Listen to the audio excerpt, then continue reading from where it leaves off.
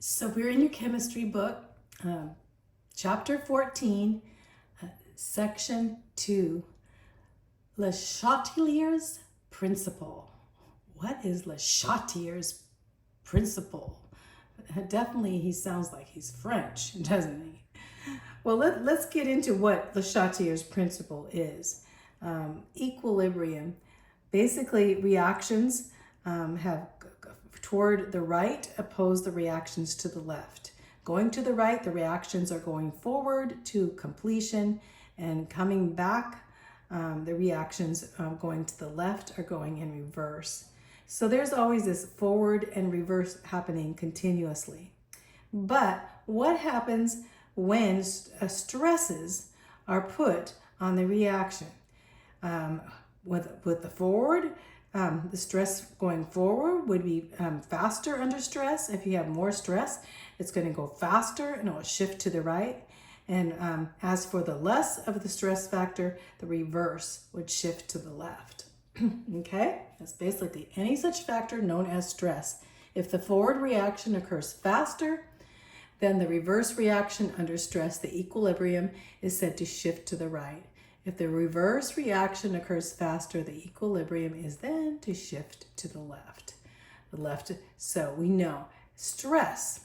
Stress has a lot of things. There's a lot of things to a lot of people, right? We know that. But now we're talking about stress and equilibrium, where the stress is taking the reaction, the chemical reaction, out of its norm, and causing it to either go to the right or go to the left, and it always fights to be equal again, right? So when we think about Le Chatelier's principle, his name was French. He was a French guy, Henri Le Chatelier, and he lived in 1850 to 1936. And he basically had put together, and now it's called Le Chatelier's principle. So this will be probably on a test and say, what is Le Chatelier's principle? So his principle is just what I explained. If stress is applied to a system at equilibrium, the system will react in such a way that the stress is at least partially offset. This principle is widely used in chemistry to improve the yield of a reaction, but finds application. Basically Le Chatelier's principle, as stress is applied, so it keeps producing. So it's not, to keep producing forward. So they actually put the stress on it so that it does this. So let's see the picture here. And the concentration changes here. Equilibrium. If we have two sulfur oxide and oxygen, and see, this would be a forward backwards to illustrate this. So the sulfate is decomposing at the same time, the SO3 and the SO2 in our reactant, and they're combining and they're at equilibrium.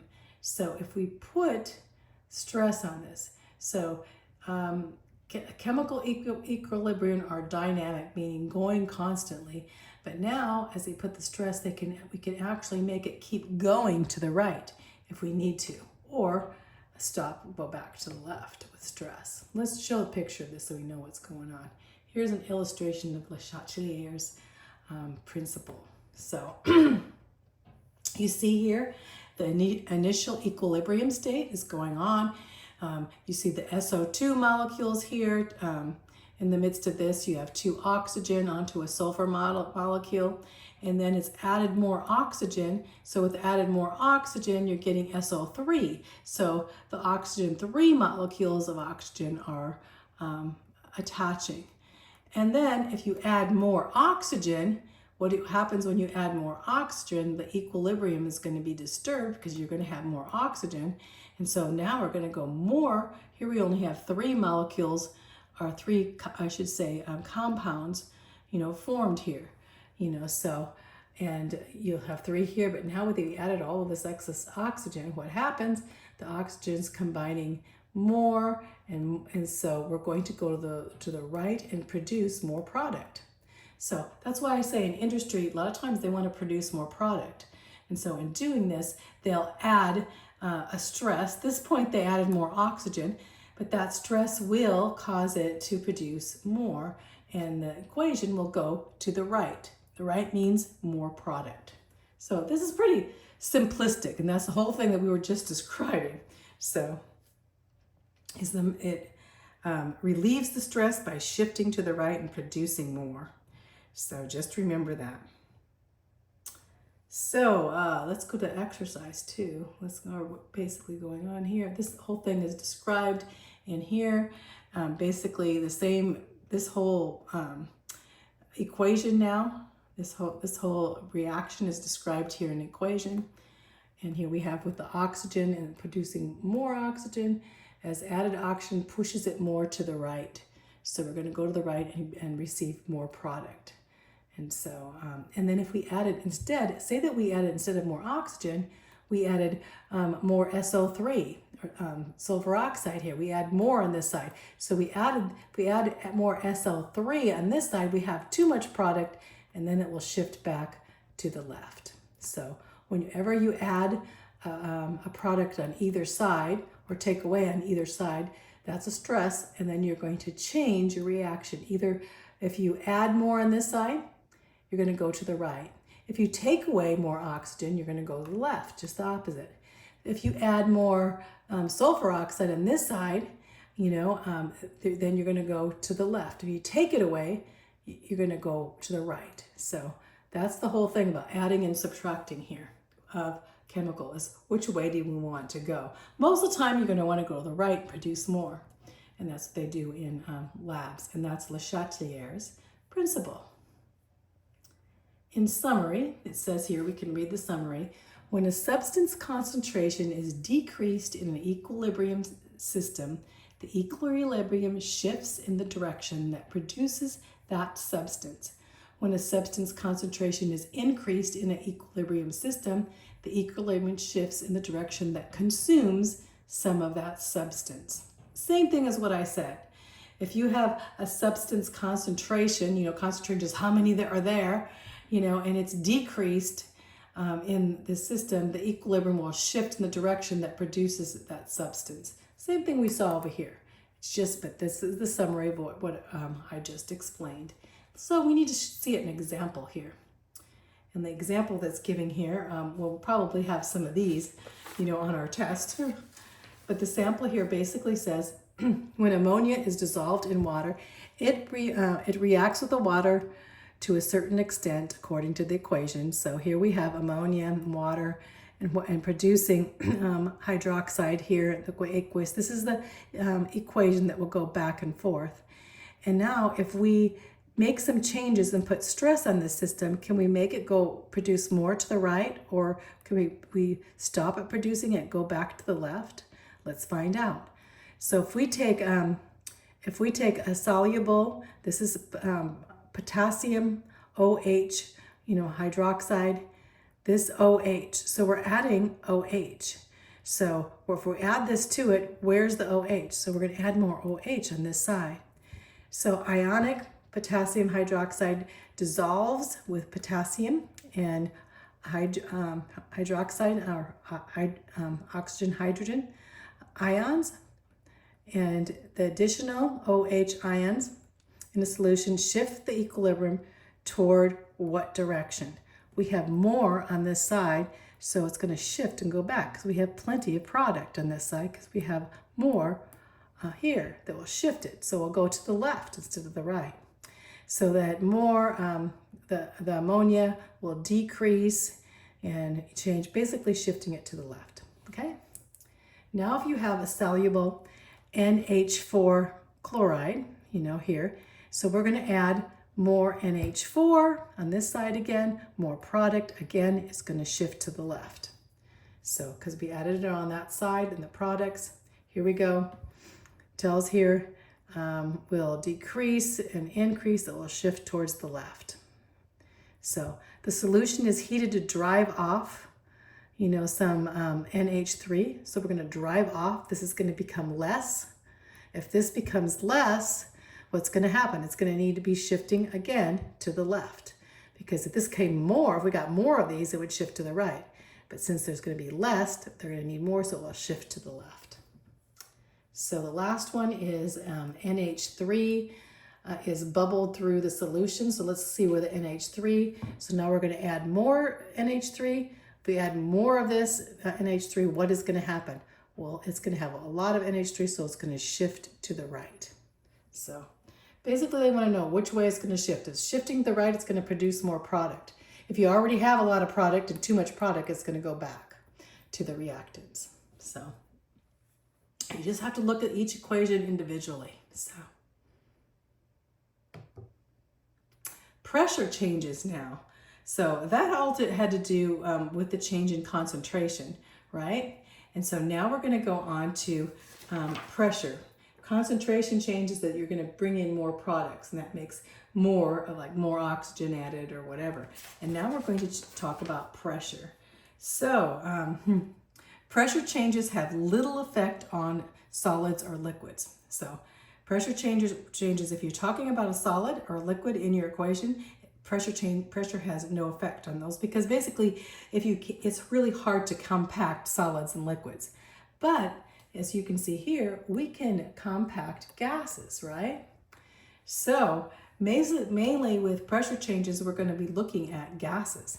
Gases can be easily compressed. So here's the initial equilibrium state here with the gases. And as we press it, we double, the equilibrium is disturbed, and the color of the gas lightens because you can see there's going to be more chemical reactions at the pressure. So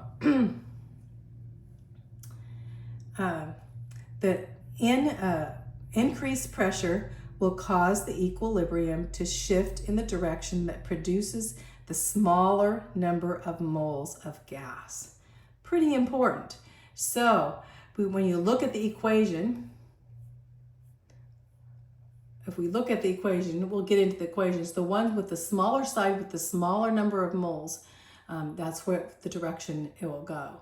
Why is that? So basically it says, in such cases, okay, let's read this. Equilibrium systems are affected by such pressure changes only if the total number of moles of the gas reactant, that's the volume of it, the moles, is different from the total number of moles of the gaseous products. In such cases, increases in pressure will cause the equilibrium to shift in the direction that produces the smaller number of total moles of gas. In this way, the stress of the increased pressure can be relieved. So a decrease in pressure on a system at equilibrium will cause a shift in the direction that produces the larger number, so just the opposite. So let's go to the example and see how we can practically put this together.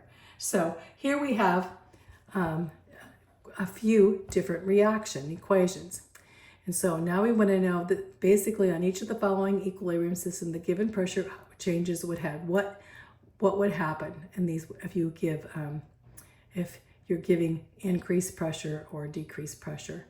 So here we have N2O4 gas, and it changes into N2NO2 gas, but we're going to put an increased pressure. So increased pressure would go to the smaller number of moles. Well, what does that mean? Smaller number of moles? Well, this side has 2 moles because it says 2 of these. There's a coefficient of 2. This side only has 1. So if an increased pressure would come, it's going to go to the smaller, so it's going to go to the left over to this side. So let's look at the next equation the same way. So we have hydrogen and iodine, and we have this equation. So you have a decrease in pressure. It's going to go basically to, now it's a decrease in pressure to the larger side, right? An increase of pressure always goes to the smaller, and decrease would go to the larger. It's kind of opposite here. So this side has 2, here's a 2 right here, 2 moles. On this side, there's hydrogen has 1 mole and iodine has 1 mole, so there's 2. So basically what happened there, as you can see, there it would be unchanged because both sides are equal. They have 2. So the decrease in pressure or increase in pressure is not going to affect it because there's 2 moles on this side and 2 on this side because there's 1 plus 1. Because if it's not, that means there's 1 hydrogen and 1 iodine and 2 of these, so they're equal. So here we have 2 borons and on to 3 ferrous iron, you know, and turning into 2. Increased pressure again. Okay, this is going to be always to the smallest. So on this side we have 2. On this side we have 3 here plus 2. So we have 5. So there's 5 on this side and there's only 2 on this side. And increased pressure is going to go to the smallest.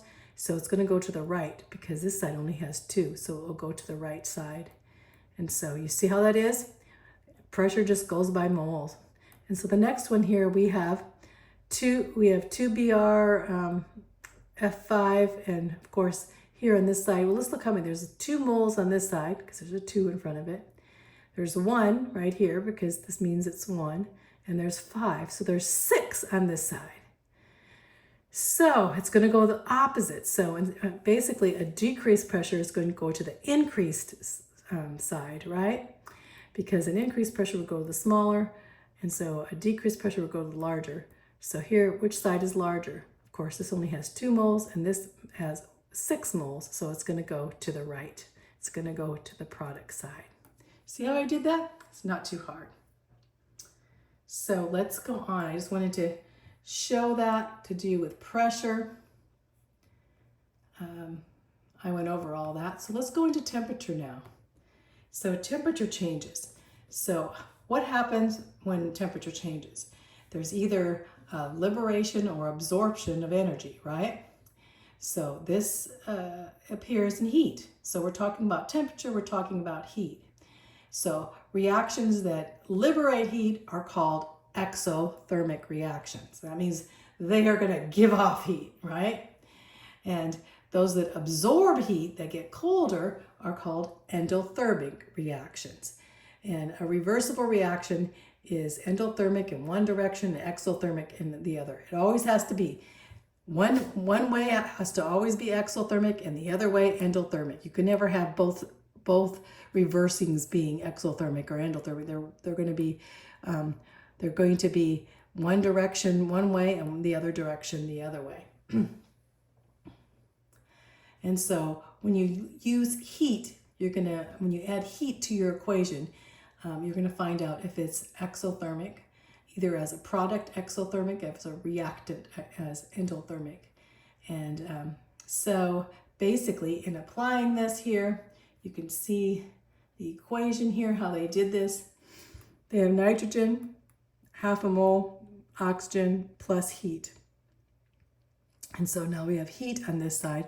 And so in this side, the reactants, there's going to be an increased temperature that pushes it to the right.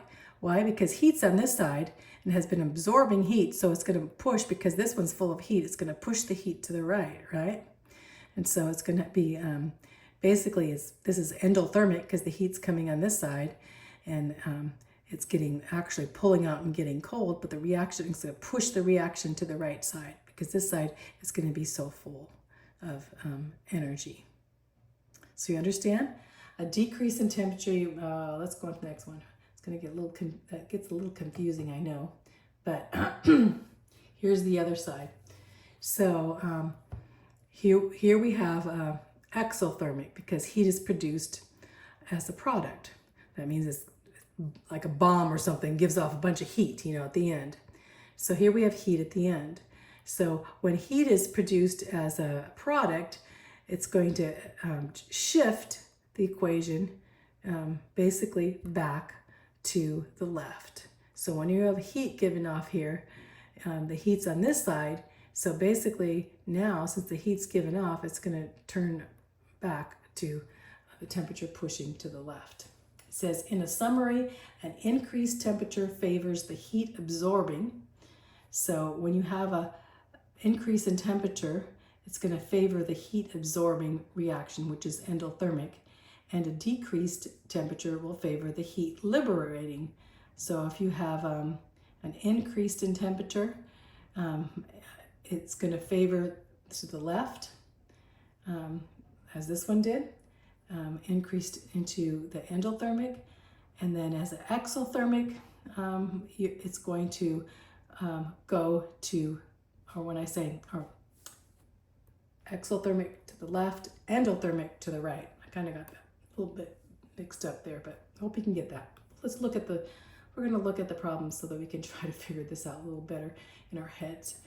And it's this actually is going to be very good for us, this table, because we can just look at the table.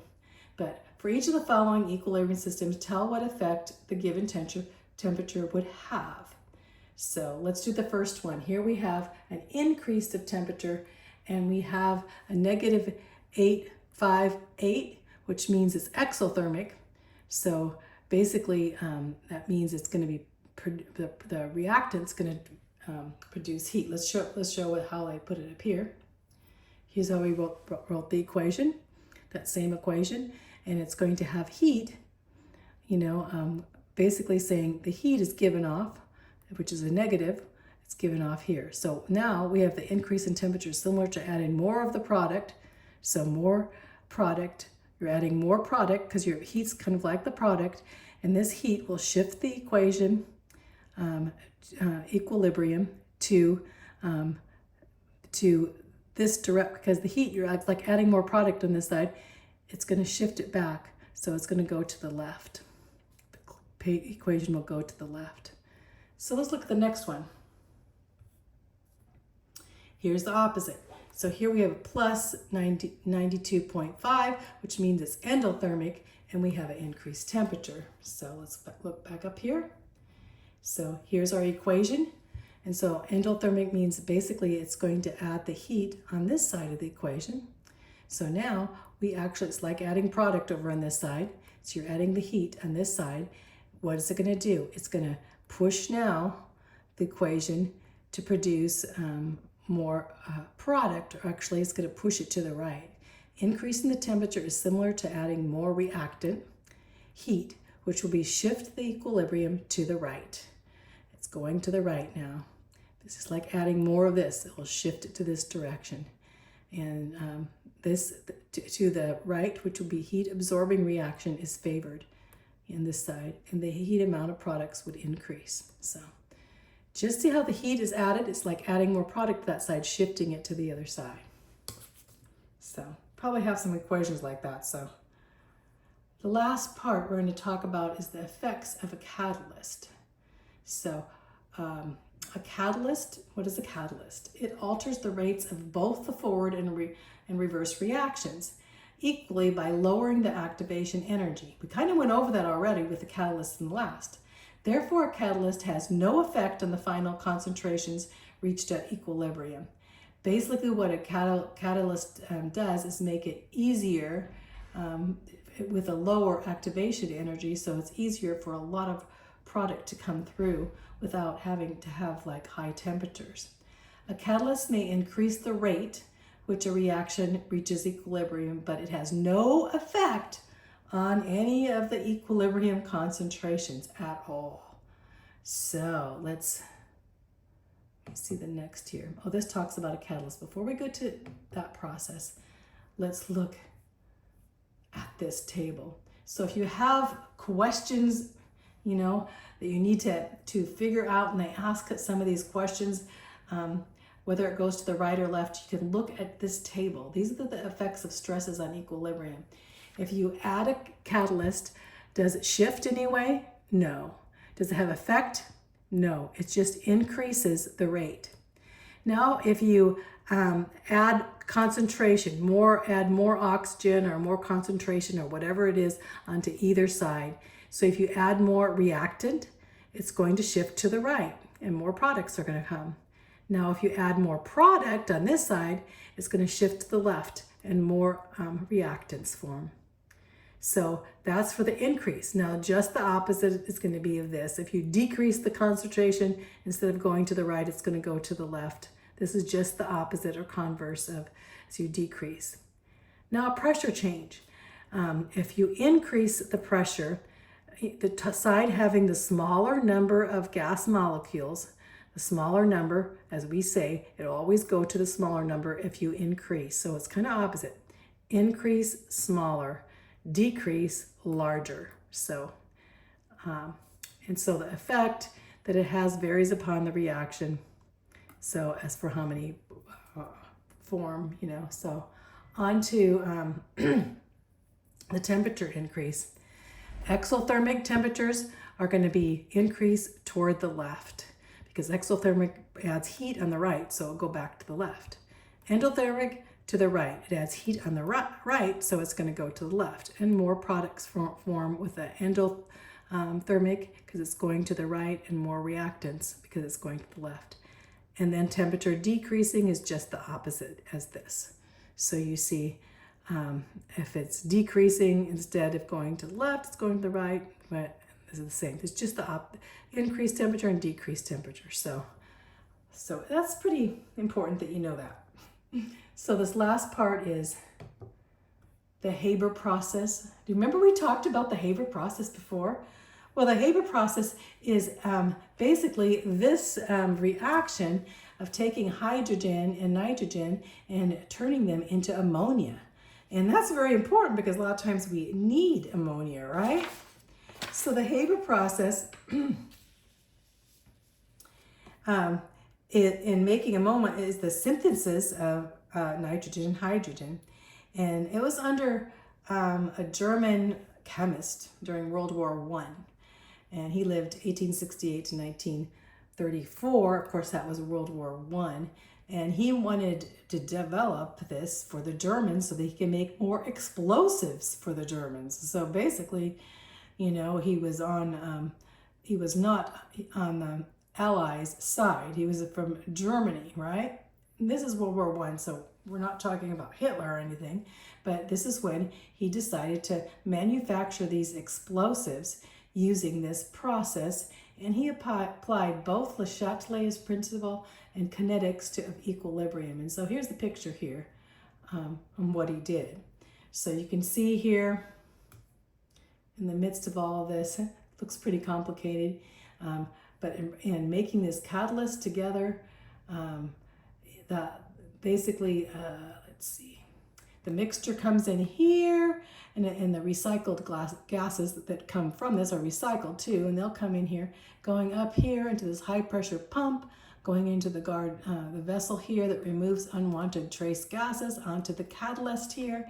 The catalyst of iron and other metal oxides are here going through this. It makes this reaction occur faster and more. It goes on the cooling coils and then out. So this is the iron catalyst in the midst. So the catalyst increases the rate, both forward and reverse rates, but basically now at lower temperatures, they could produce more product. So now the temperatures can be decreased, and under this pressure, this catalyst iron oxide mixes it together with the metals potassium and aluminum too in the midst, making more ammonia. The liquid ammonia is removed, and in this removal causes more products to be produced. Okay, so it's a little bit more complex than that, but as you can see as you go through, here's the reaction. You have nitrogen, you have hydrogen, and it's actually forming ammonia in the midst. And in doing this, the catalyst makes it happen quicker. So I think that's about it. Let's go on this last part. Maybe a few questions here. State Le Chatelier's principle. What was that? Do you remember? It is when stress is applied to a system at equilibrium, the system will react, causing it to shift in equilibrium to the right or left. So when you think of shift, you think of Chatelier, shift. Only it's CH and SH, but you know, that's a good way to remember. What effect does an increase in concentration have on the reaction? An increase in concentration will increase the rate to completion, right? Basically, if you increase the concentration on the reactant side, you'll produce more products. So let's see. I think I'll do this application right here with application 1 so you know. Basically, this is going to say whether the pressure, well, we can go back and you can look these up. So if you want to do these, you can do them. But it basically says if you increase the total pressure, and any of these things, you could go right back to this that I went over and tell where the shift is if you increase the concentration or decrease the concentration, increase the pressure or decrease the pressure, increase the temperature, decrease the temperature. It's all on here, okay? So that's it for this part of the chapter.